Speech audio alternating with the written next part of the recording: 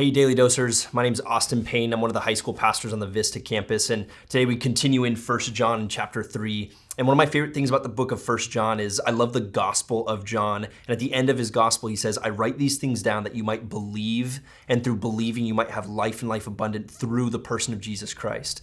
And I love that the more we understand in 1 John, he says if we increase our knowledge of who God is, it will radically change the way we view ourselves and the way that we serve others around me. And I love in verse 16, it says, this is how we know what love is, Jesus Christ. And then right at the end, it says, this is how we know that he lives in us. We know it by the Spirit. And there's kind of this recurring theme all throughout the book of 1 John that he just goes, man, this is how you can know what love is. This is how you can know if you're walking with him. This is how you can know if your relationship with God is genuine. The more time you spend around him, the more that you'll love him. And the more that you love him, the more you'll obey his commands. And it's very similar to our relationship between a father and a son.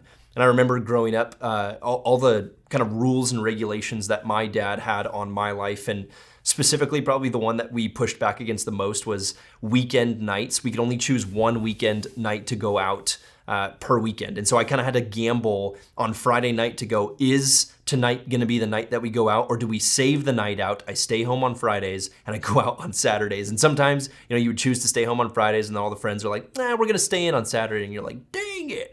But I remember pushing back against that rule, among other rules in my household, just going like, why do these rules exist? Like, why, the scrutiny I live under. And it's funny now watching my siblings raise children. I have 10 nephews and nieces, and watching the rules and regulations that they put on my nephews and nieces. And it comes from just this place of pure love of my siblings going, we want to do everything we can to make sure that you're living the best life you could possibly live. And as you understand who I am as your parent, as your father, and our character, you'll understand the framework of life that I'm creating. And I love that in 1 John, he just says over and over again, this is how we know what love is. It's Jesus, and it's the life he lived.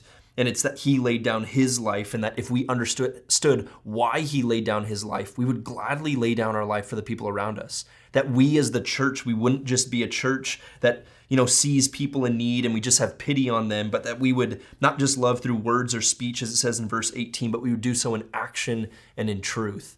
And I think the more we understand and increase our understanding of who God is, we will naturally then know more about who we are, and the people around us will come into a clearer perspective of who they are and whose they are and how we can serve them gladly.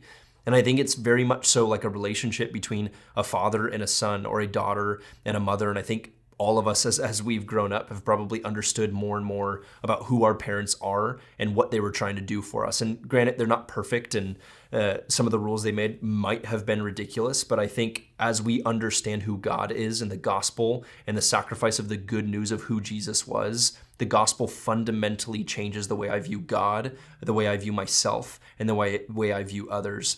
And I think the two ties at the end of chapter 3 here are the more we understand Jesus and the more we walk by the Spirit, this is how we will know what love is and respond appropriately to that love.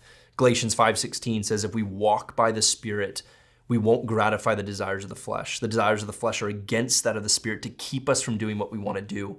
And if we daily interact with Jesus and we daily walk by the Spirit through spending time in his word and spending time in prayer, and not necessarily just before meals or these and thous, but simply spending time with the person who loves us the most, rubbing shoulders with God through his word and understanding and increasing our knowledge of who he is, I think it'll flow out naturally, not just in words or in speech, but in action and in truth. Thanks, Daily Dosers. See you tomorrow.